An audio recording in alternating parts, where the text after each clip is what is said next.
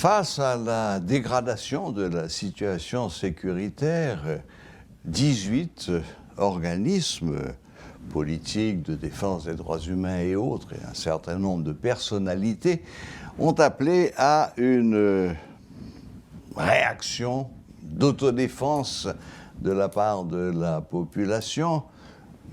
Madame Maniga y est favorable, à la déclaration de l'état d'urgence sécuritaire.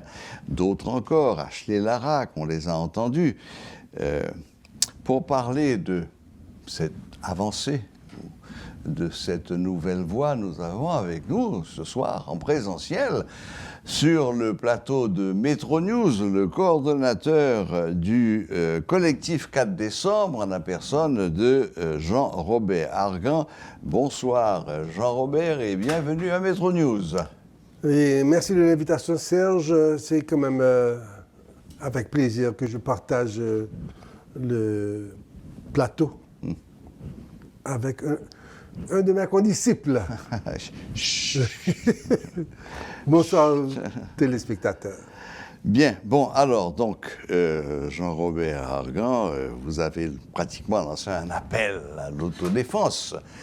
Et ce n'est pas une mesure extrême et qui risque, comme ce fut le cas à l'époque de Aristide, à l'époque des comités de vigilance, est-ce qu'il n'y a pas le risque de dérive d'appeler une population finalement désarmée, de l'appeler à l'autodéfense face à des gangs de sans moment, qui sont plus que des gangsters, on devrait les appeler des terroristes, car ils cherchent finalement et au bout du compte à semer la terreur dans les quartiers qu'ils envahissent et où ils commettent leurs exactions. Bon, effectivement, moi je dirais, Serge, que nous sommes dans un cas extrême. C'est la première fois, de mémoire d'homme, que nous vivons une affaire pareille. Nous sommes en train de vivre dans un pays, le nôtre, un pays hors normes, et que dirigent des hors-la-loi. Parce que ce sont ces gens-là qui nous disent « vous pouvez sortir, vous devez rester chez vous », qui vous assiègent, qui vous ferment les rues, font ce qu'ils veulent. Donc nous sommes pratiquement dirigés par des hors-la-loi de notre pays hors normes. Et là, on a vu, et c'est vrai, comme vous dites Serge, ce n'est plus du banditisme, c'est du terrorisme.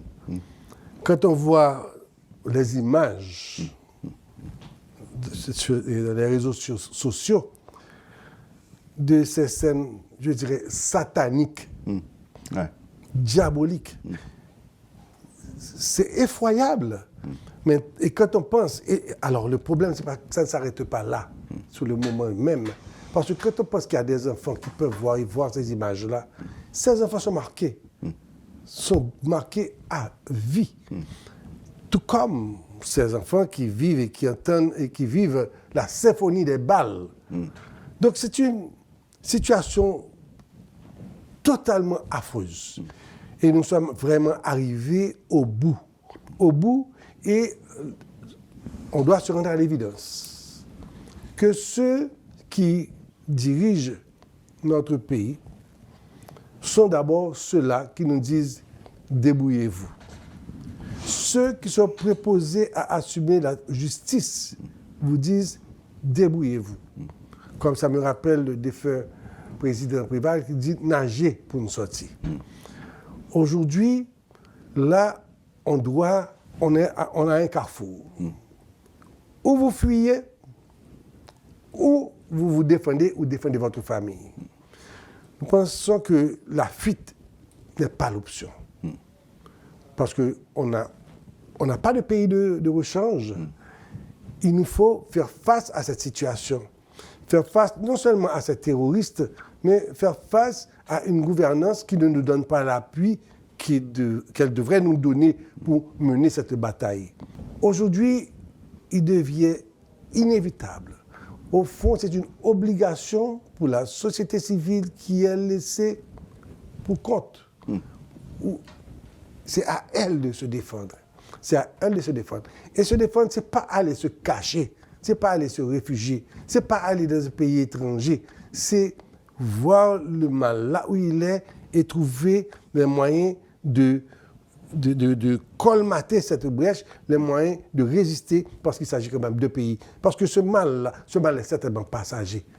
Mais il faut vraiment prendre les mesures qu'il faut prendre pour résorber ce mal devant l'inefficience ou l'inefficacité des préposés à ce travail-là, de nos gouvernants. Et nous en sommes là aujourd'hui.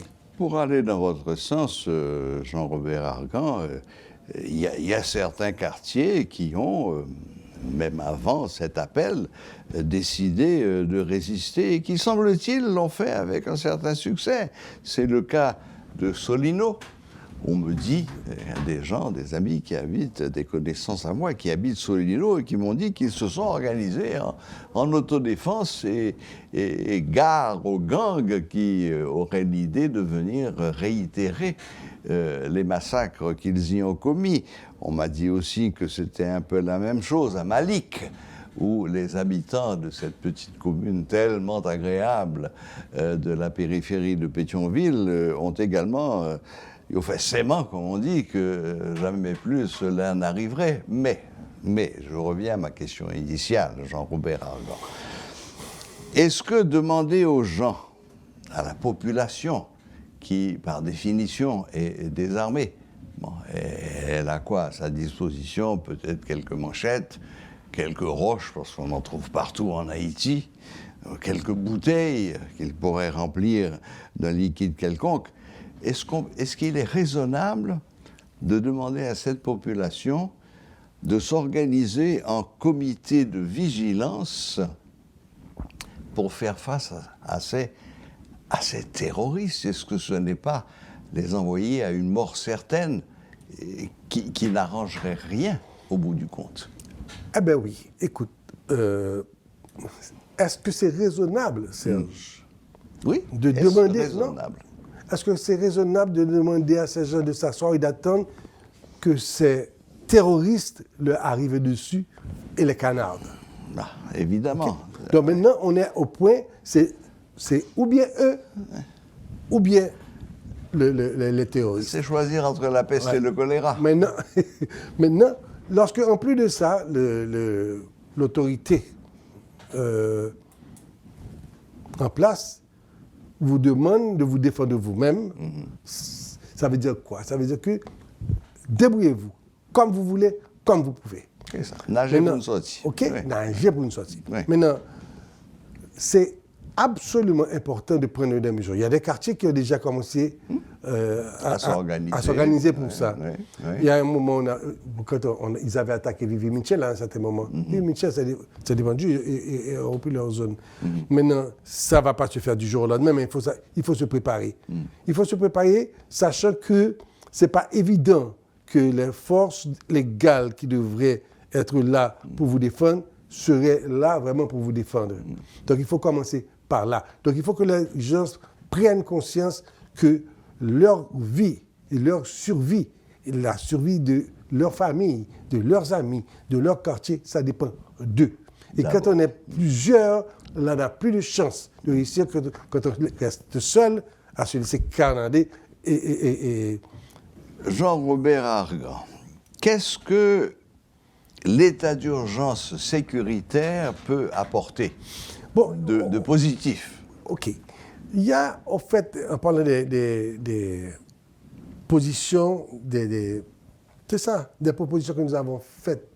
On a certainement parlé d'apporter l'état d'urgence, pas même l'état de siège, mais l'état d'urgence, de façon que tout ce qui a lieu de mettre en place, il faut donner toute l'importance à tout ce qui a lieu de mettre en place dans ces zones-là. Bloquer ce qui a bloqué et avancer là où il faut avancer. Et c'est être en alerte constante, de façon qu'on puisse faire face à ce qui... Là, on doit faire face pour aller un peu même plus loin. Parce qu'au fond, la meilleure défense, ce sera l'attaque. Maintenant, il faut quand même circonscrire une zone et maintenant faire ce qu'il y a lieu de faire pour repousser les loups de leur tanière. Et c'est ça que c'est important d'avoir au moins l'état d'urgence que le gouvernement devrait décréter et permettre aux citoyens de prendre les mesures qu'il faut prendre pour défendre leur zone. D'accord. Alors, on a pris aussi, et parce que là, je vois que vous revenez finalement sur les points que nous avions, les différentes organisations de la société civile, les propositions que nous avons faites. Nous avions proposé 7 choses et suggéré 7 choses, des consignes. La première chose, c'est qu'on a demandé, il faut que nous sachions qu'il nous faut prendre conscience que c'est à nous de résoudre nos problèmes. Nous avons dit que c'était la nation haïtienne qui devait prendre, qui devait assumer sa destinée. Peuple, armée, police. C'est la première chose. Prendre conscience. La deuxième chose, c'est les quartiers, cette brigade-là, ou au moins ces cellules de défense dans les quartiers. La troisième chose que nous avons soulignée, c'est la déclaration du gouvernement de l'état d'urgence dans les zones où, surtout celle-ci, s'impose.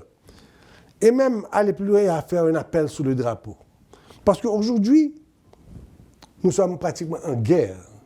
On est en guerre contre un tas d'individus, un tas de gens, un tas de groupes qui ont juré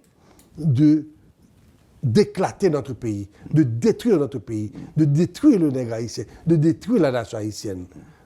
On ne peut pas rester les bras croisés et à se laisser faire comme ça. Non. Donc on est en tas de guerre et il faut prendre toutes les mesures qu'il faut pour que nous fassions face et que nous réalisions ce qu'il faut réaliser aujourd'hui, la reprise en main de la gestion de notre pays.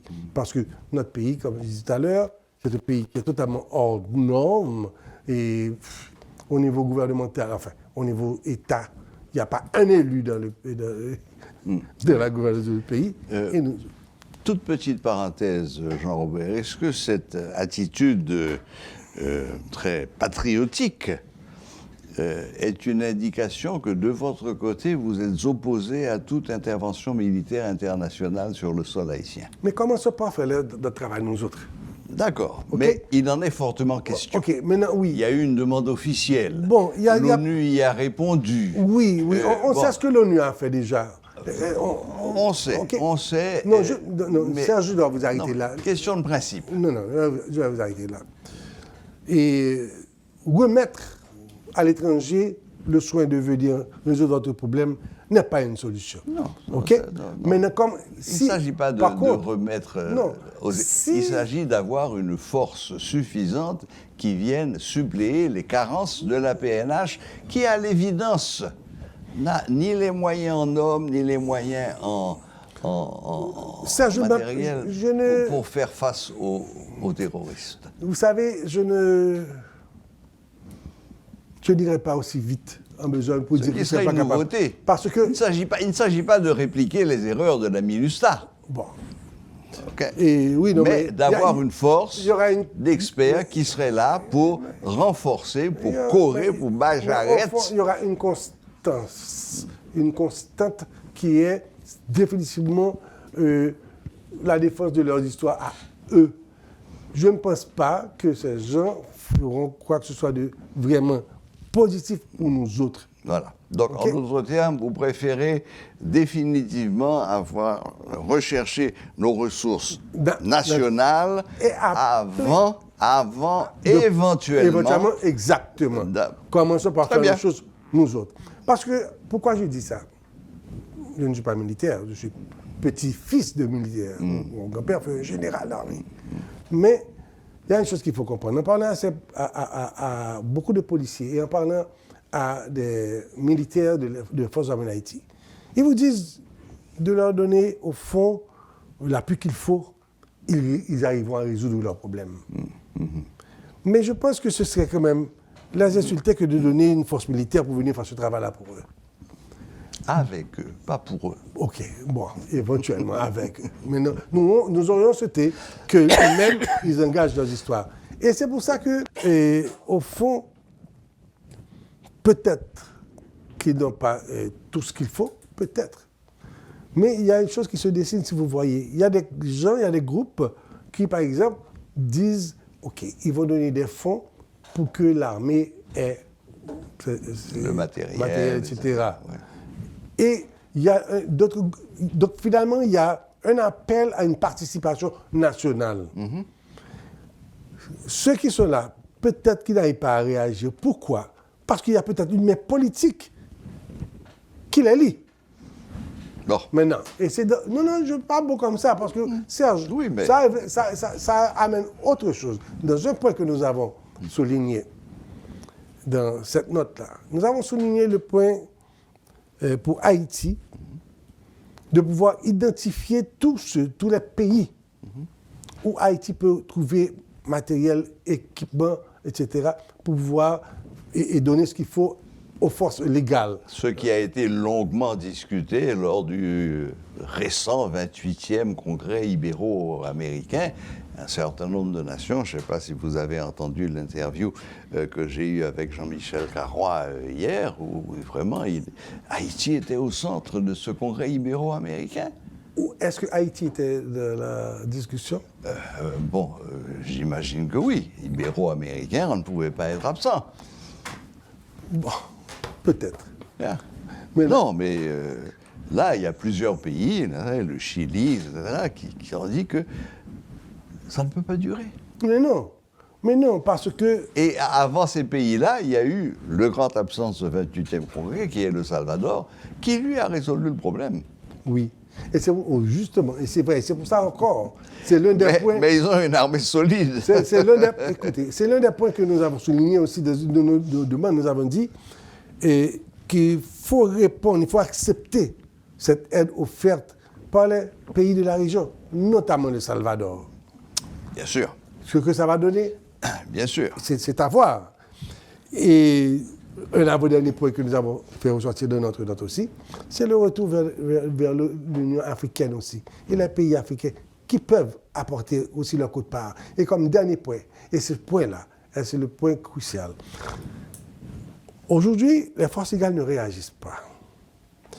Elles ne réagissent pas pour des raisons diverses. Elles n'ont pas, après, disent-elles, le matériel, comme vous venez de souligner, ou le nombre d'hommes, je ne sais pas. Cependant, il y a une chose qui est certaine, c'est qu'il y a un directeur général de la police nationale qui a à sa disposition la troupe ou les soldats. Mais des soldats qui font un effort surhumain pour être sur place. Et qui meurent tous les jours aussi. N'oublions jamais de le répéter. En plus. Et maintenant, qui se sentent vraiment abandonnés. Abandonnés, et c'est là que je profite de l'occasion pour dire à ces messieurs-là qui parlent de venir avec des fonds pour l'armée, je pense qu'il faut penser à autre chose. Il faut que ces soldats, que ces policiers qu'on prenne soin d'eux. Parce qu'un bonhomme ne peut pas offrir sa vie comme ça, et puis il ne peut pas même qu'à madame petit manger. Oui, bien sûr. Donc il y a des points comme ça à faire. Alors maintenant, ça vient au point. Nous avons dit, pour faire face et enlever le fait que ce soit une seule personne à prendre la décision, et que cette personne soit rattachée à son ministre de tutelle. Je prends la police. La police, c'est le ministère de la Justice. Donc, la police est sous la tutelle de ce ministère de la Justice. Je ne vais même pas juger. Ce que ça vaut, c'est le ministère de la Justice. Tout comme l'armée avec la défense. Maintenant, c'est nous autres, de la société, c'est nous autres qui payons l'impôt cassé, je veux dire, toute la société. C'est nous autres qui payons l'impôt cassé. C'est nous autres qui sommes pratiquement les chairs à canon. Et maintenant, laisser la gestion de notre vie comme ça à une seule personne dans ce cas de guerre, parce qu'on est en guerre, nous avons dit, si vraiment on veut aller, il faudrait que la société civile s'implique. S'implique aussi à ce niveau. Et ce niveau de haut état-major, on a dit il faudrait, on aurait le directeur général de la police, le commandant-chef, le général des forces armées d'Haïti, et 3 personnalités de la société civile, mais pas n'importe qui. Des gens qui ont l'expertise, qui ont un passé connu, qui sont connus et reconnus, qui veulent aider notre pays, qui ont une compétence et qui peuvent apporter certainement leur quote-part de la gestion et de la décision à prendre. De façon que, quand il y a une opération à être faite, que le DG n'est pas allé ni chez SPN, ni justice, ni quoi que ce soit, mais que ceci soit au niveau du haut état-major de crise. Parce que ce n'est pas pris à la légère. Oui. Et c'est là que je pense qu'on aura beaucoup de chances que les choses marchent.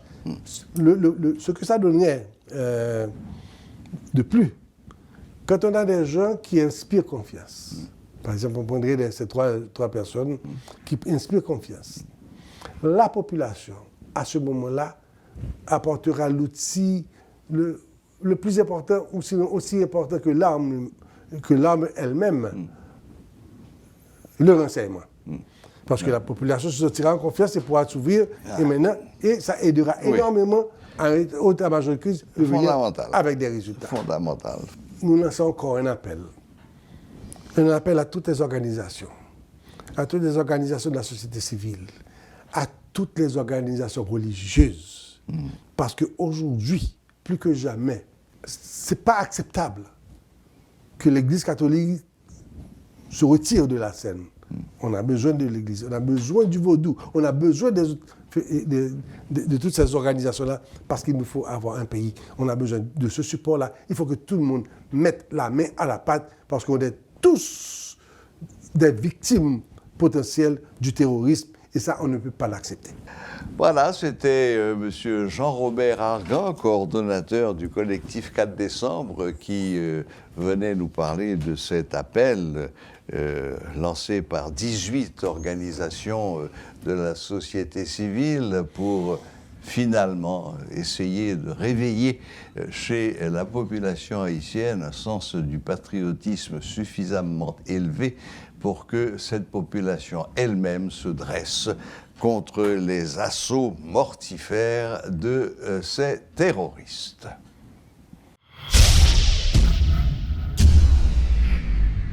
Abonnez-vous à notre chaîne YouTube Métropole Télé pour regarder toutes les rubriques de Métro News.